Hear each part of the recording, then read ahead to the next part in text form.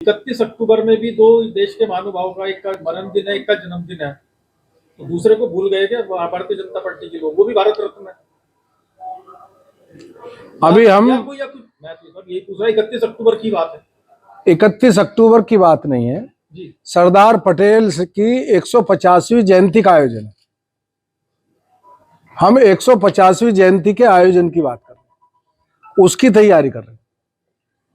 इस आयोजन में माननीय मंत्री जी सरदार लौह पुरुष जी के बारे में किस तारीख को उनका जन्म हुआ था, किसको उनकी मृत्यु हुई थी, क्या भारतीय जनता पार्टी इसको भी आगे बच्चों में जो है बताने का, सिखाने का, इस तरह का कोई कार्य देखिएगा? जो आयोजन किए गए हैं, जैसे निबंध प्रतियोगिता, भाषण प्रतियोगिता है, इसका उद्देश्य ये है कि बच्चे केवल जन्म और उनके निर्वाण दिवस के नहीं, उनके जीवन की जो घटनाएं हैं, उनके जीवन का जो संघर्ष है, उनके द्वारा जो देश के राष्ट्र के निर्माण में योगदान है, वो कक्षा 1 से लेकर के और ऊपर तक के बच्चे ठीक से जान सकें, इसलिए इस प्रकार के आयोजन किए गए।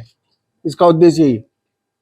तो देश में जो भारत रत्न की व्यवस्था है देने की, और जो भारत रत्न है, क्या देश, वो तो देश के स्तर पर दिए जाते हैं, क्या भारत रत्न में भी भारतीय जनता पार्टी के स्तर पर यह है कि भारत रत्न दूसरी पार्टी के, ये दूसरी पार्टी? ऐसा कुछ नहीं। मैं तो 31 अक्टूबर की, आप 31 अक्टूबर बैठ के, मैं कह रहा हूँ 150वीं जयंती है जी। 150वीं जयंती का आयोजन कर रहे हैं, 31 अक्टूबर का आयोजन नहीं कर रहे। 31 अक्टूबर को सरदार पटेल साहब की 150वीं जयंती है, आप उनकी हम जयंती का आयोजन कर रहे हैं। 6 दिन चलेगा और एक दिन नहीं चलेगा, दूसरे को बुलाने का प्रयास कर रहे हैं, वो भी उसी दिन 31 अक्टूबर को यार जयंती है उनकी, मरण दिन है भाई साहब, शहीद दिवस है, पूरा देश मनाता है, अभी भी मनाते। आप मनाइए। मैं नहीं कह रहा देश ही मनाता है, मोदी जी जाएंगे वहां। अरे मोदी जी भी जाएंगे। हम जिस आयोजन की बात कर रहे हैं, अरे भाई सुनो तो सही, आप कहो कि हम इनका बर्थडे मना रहे हैं, तुम उसकी 13वीं क्यों ना कर रहे? अरे 13वीं की तरह से होगी, बर्थडे की तरह से होगा जी। और ये एक आयोजन है जो 31 अक्टूबर जिनकी पुण्यतिथि है, उनको श्रद्धांजलि होगी, देश के महापुरुष लोग करेंगे, वो एक अलग आयोजन है। आप क्यों इस पटेल साहब से आपको चिढ़ है कि आप उनके इस कार्यक्रम में उसे जोड़ना चाहते हैं? मेरा कहना यह है कि एक कार्यक्रम सरदार पटेल साहब की 150वीं जयंती, जब 150वीं जयंती है तो हम उसकी चर्चा करेंगे ना। जिनकी पुण्यतिथि है, अन्य महापुरुषों की भी पुण्यतिथि होती है, वो सब पुण्यतिथि मनाई जाती है, उसी प्रकार वो मनेगी। आयोजन सरदार साहब की 150वीं जयंती का, मेरे ख्याल से आपको पहले वैसे में समझ जाना चाहिए था मेरी बात को। ठीक है, आप कुछ पूछेंगे? कह रहे हैं दीप उत्सव पर जो खर्च किया गया है वो फजूल खर्च है, ये उन सैफई उत्सव का नहीं बताया उन्होंने। अब वो क्या था जब वो ठुमका लगवाते थे? भारत की परंपराओं, भारत के सांस्कृतिक जो धरोहर हैं, उनको मनाना, भारतीय सनातन के धर्म के अनुसार पर जो परंपराएं स्थापित है उनको मनाना तो फिजूल खर्ची है। और सैफई में हीरोइन ला करके नचाना सही खर्ची है। तो ये तो उनसे ही पूछ लो जी। सनातन का अपमान करना, राष्ट्रीय भावनाओं का अपमान करना, राष्ट्र के जो मान चिन्ह है उनका अपमान करना, समाजवादी पार्टी और ये जो लोग हैं, राहुल गांधी जो टीम बनी है, इनका नैतिक फर्ज बन गया। इसके अलावा उन्हें कुछ आता नहीं। भारतीय जनता पार्टी द्वारा किन किन को इस कार्यक्रम के प्रभारी नियुक्त किया गया है? क्या प्रभारी जो नेता है स्थानीय स्तर पर कार्यक्रम के संयोजक जिला अध्यक्ष जी ने उन्होंने बनाए हैं, आप बता सकते हैं कौन कौन है? और संयोजक बनाए गए हैं। प्रभारी हमारे संगठन के प्रभारी पहले से नियुक्त हैं। श्रीमान DK शर्मा जी जिला के हमारे प्रभारी हैं, और आदरणीय YP सिंह जी हमारे महानगर के प्रभारी। कार्यक्रम का जो मुख्य यहाँ पे नेतृत्व किया जाएगा, मैंने बताया, पूरा बताया मैंने आपको कि पद यात्राओं का नेतृत्व माननीय विधायकगण करेंगे, संगठन के द्वारा आयोजित होगा। रन फॉर यूनिटी में सब लोग इकट्ठा होंगे, सब लोग करेंगे।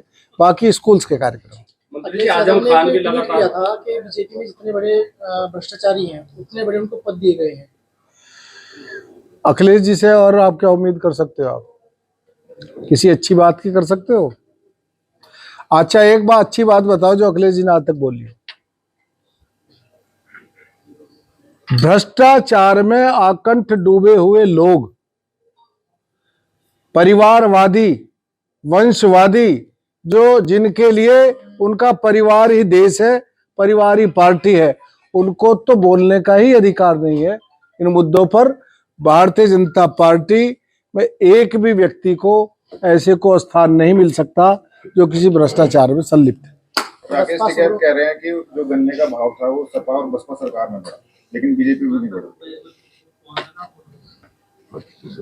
अब 25 इस कार्यक्रम के विषय में चर्चा करो, उस पर अलग से प्रेस कर लेना। खान कह रहे हैं, हमारी मंत्री जी भी हैं, और आप नहीं, आज मेरी प्रेस जो, भ्रष्टाचार की बात कर रहे थे जी।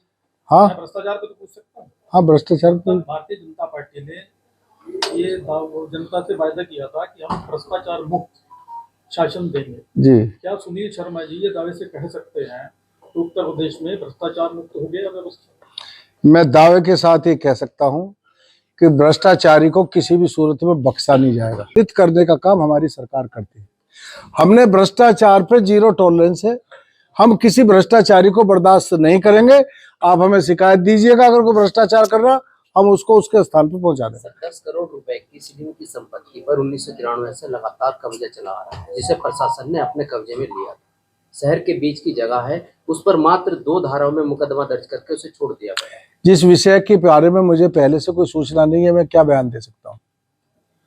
ये विषय नहीं है ना आज का। जानकारी होगी बात। आप मुझे दीजिएगा, मैं मालूम कर लूंगा। ठीक है, और कोई सवाल हो तो बताएं। आजम खान कह रहे हैं जो दीप जला सकते हैं वो कुछ भी जला सकते हैं, अभी बयान आया है। कैसे आजम खान दीप जला सकते हैं? कुछ भी जला सकते हैं जो लोग दीप की जो लो होती है ना, वो अंधकार को मिटाने का काम करती है। हम दीप जला करके अंधकार मिटाने का काम कर रहे हैं, उन्होंने दीप बुझा करके अंधकार फैलाने का काम किया।